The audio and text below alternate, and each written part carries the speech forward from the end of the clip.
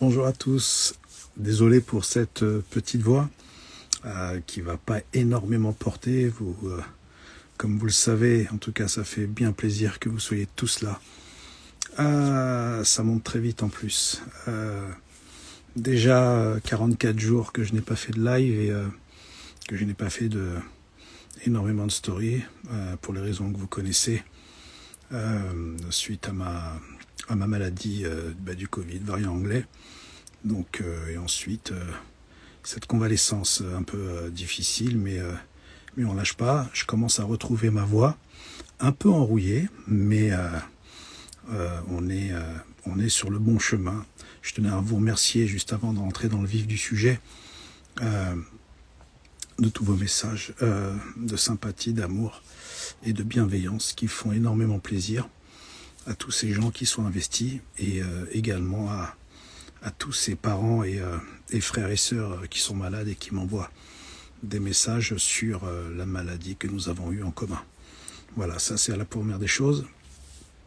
Comme vous le savez, et je vous le dis assez souvent, je n'ai pas lâché justement cette guerre qui doit finir en grande victoire de ces influenceurs et influenceuses. D'ailleurs, ça va être le sujet de ce live. Alors bien sûr, nous allons recevoir en présence de Maître Belaïdouni qui sera avec nous, que vous connaissez, d'accord, avocat au droit des affaires bien sûr, et aussi des victimes un peu particulières, d'abord qui seront PDG de leur boîte, d'accord, que je vais vous présenter, et bien sûr il y aura la présence de Mademoiselle So Kumba, qui est la directrice adjointe de Stop Arnaque, que vous connaissez tous. Maintenant, on va commencer tout de suite. Je vais voir si... on va prendre d'abord des nouvelles de Stop Arnaque, parce qu'il y a eu énormément de choses qui se sont passées. Voilà, à la suite de ça, je reprendrai bien sûr Maître Belaïdouni, pardon, et à la suite de ça, nous aurons justement cette première victime, en tout cas, ce qu'on peut dire, en tout cas, d'un non-respect de certains candidats d'influenceurs, influenceuses, bien sûr, qui sont des candidats de télé-réalité, parce que bizarrement, dans cette escroquerie-là, c'est que des gens de télé-réalité, voilà, qui opèrent bien sûr depuis Dubaï, et que nous n'allons pas lâcher, et qu'il va falloir un moment, comme je vous le dis, ils vont payer très cher. Ah oui, juste avant, je tenais à remercier justement ces escrocs qui sont à Dubaï, parce que vous savez, lorsque j'étais en réanimation et que ma femme avait annoncé cela, parce que ça prenait des proportions assez délicates et que ma femme ne pouvait pas gérer, il y en a qui sont permis de faire la danse de la mort. Donc, c'est à vous que je vous parle. C'est moi qui vais vous faire danser maintenant et je ne vais plus vous lâcher. Vous avez compris? Ceux qui vont se reconnaître. Vous étiez en train de danser et tu me parlais de karma. Bah écoute, je suis revenu maintenant. Et il va falloir que tu me montres comment tu danses. Bon, maintenant, c'est parti les amis. Bien sûr, nous serons sous le contrôle de Maître Belaïdouni. Je vais voir si... pardon. Si Kumba, j'ai encore des résidus de Covid, forcément, mes poumons ont été touchés. Est-ce que Kumba So est là? Est-ce que Kumba est là? Si Kumba est là, n'hésite pas à me dire. Sinon, je vais tout de suite prendre Maître Belaïdouni et comme ça, on le fera. Salut Nodiz, merci beaucoup. J'espère que tout va bien. Nodiz qui est une marque française, bien sûr, que vous pouvez aller voir. Parce que je défends les marques françaises, forcément. Voilà, alors je vais marquer. Tac. Où est-ce qu'elle est? Alors, Maître Belaïdouni, où est-ce que vous êtes? Où est-ce que vous êtes? Voilà, je vais vous voir. Là, hop. Ok. Hop, je vais l'appeler. Et nous allons avoir... Voilà, je vais appeler, envoyer une demande. Voilà, nous sommes avec Maître Belaïdouni qui va pas tarder à décrocher. Vous êtes actuellement en 2100 et c'est très bien. Maître Belaïdouni, bonjour. Bonsoir Moundir, bonsoir à tous. Bonsoir, merci d'intervenir encore et encore. Avec Vous plaisir. qu'on ne voit sans cesse news et aussi sur des apparitions cas bien ciblé avec Monsieur Morandini. Voilà, maître, un vrai plaisir de vous revoir depuis ma convalescence à Paris. Voilà, il y a beaucoup de choses qui sont passées depuis. Il y a énormément eu d'évolutions. J'ai pu le voir avec, avec Bercy. Voilà, les choses se réveillent. J'entends, il y a un écho. Je pense Il y a un écho? Oui, est-ce que vous avez un casque par hasard? Alors, je vais mettre, attendez, les oreillettes. Voilà. C'est mieux là? Ah, parfait. Ah, voilà. Ah bah. Super. Donc, pour reprendre, effectivement, actuellement, les choses se réveillent, les influenceurs sont énormément ciblés actuellement, avec une image extrêmement déplorable, parce que maintenant, le monde, entre guillemets, commence à connaître leur agissement.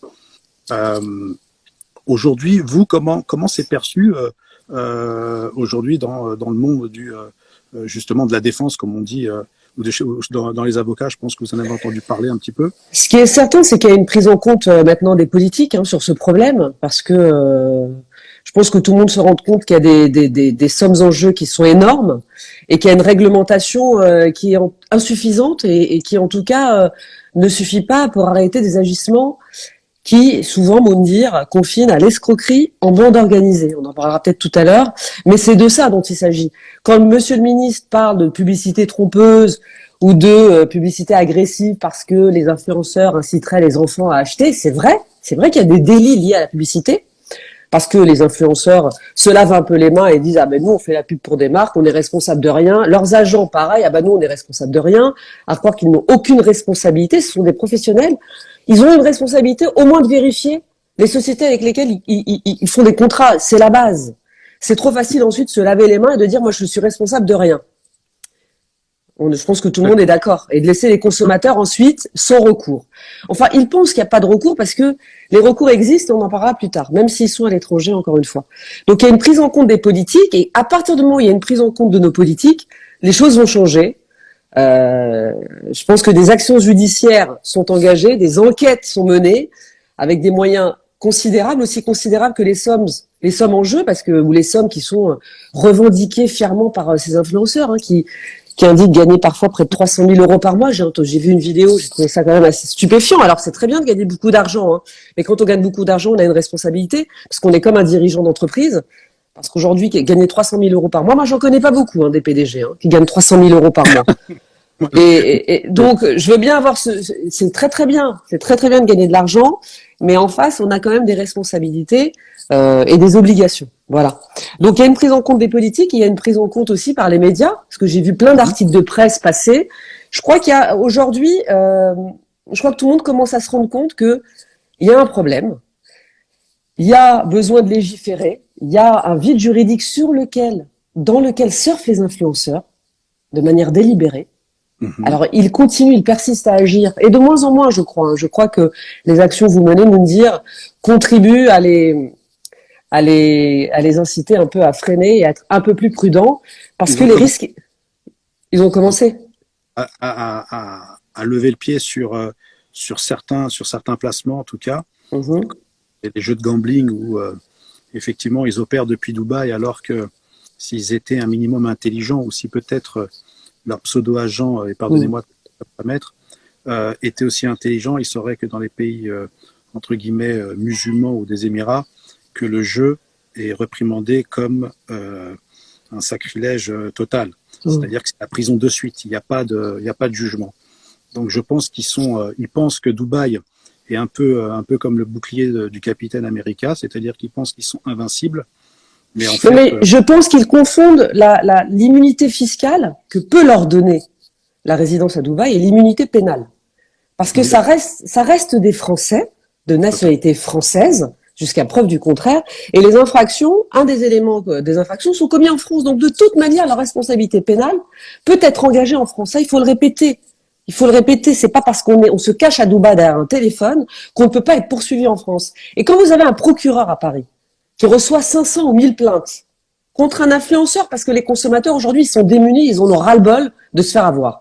Quand un procureur reçoit une plainte de groupe contre un influenceur, deux influenceurs et qui voit qu'il y a 1500 personnes qui déposent plainte, je peux vous assurer, me dire que l'action publique, elle se déclenche et elle met en œuvre des moyens pour enquêter, pour mettre sur écoute, pour demander des réquisitions, même à l'étranger, des comptes bancaires, etc., etc., etc. Il n'y a pas d'immunité pénale pour ceux qui agissent de manière illégale. Ça, il faut que tout le monde le comprenne. Voilà, donc j'entends en début de vidéo qu'il y a des danses de la mort qui sont faites. Je pense que c'est dans la droite ligne de la stupidité de certaines personnes, parce que c'est stupide, c'est bête et méchant, comme on dit. Mais en tout cas, l'immunité n'est pas acquise, l'immunité pénale n'est pas acquise. Justement, je rebondis là-dessus parce que nous allons avoir un PDG d'une marque qui s'appelle Salle de Bain Shop, donc qui est un professionnel du bâtiment et spécialité dans les salles de bain. Il y a un internet qui est juste magique. Donc, on a actuellement 2800 personnes. Je tenais à dire aux personnes que les gens qui interviennent actuellement dans le live, donc les victimes, bien sûr, je ne les prends pas au dépourvu. J'ai déjà eu une discussion avec eux. Nous avons vérifié et que tout est OK. Donc, c'est pour ça que je les fais intervenir dans le live. Voilà, maître, je voulais que vous soyez aussi témoin, parce que sous votre juridiction et que au niveau des lois que vous connaissez par cœur, forcément, s'il y a quelque chose qu'on ne peut dire ou on ne peut pas dire, que vous êtes là justement pour régulariser. D'accord. D'accord. On l'appelle Monsieur Chapelle, d'accord. Et nous allons l'appeler tout de suite. Je vais l'inclure. Tell me pretty lies, look me in the face, tell me that you love me, even if it's fake.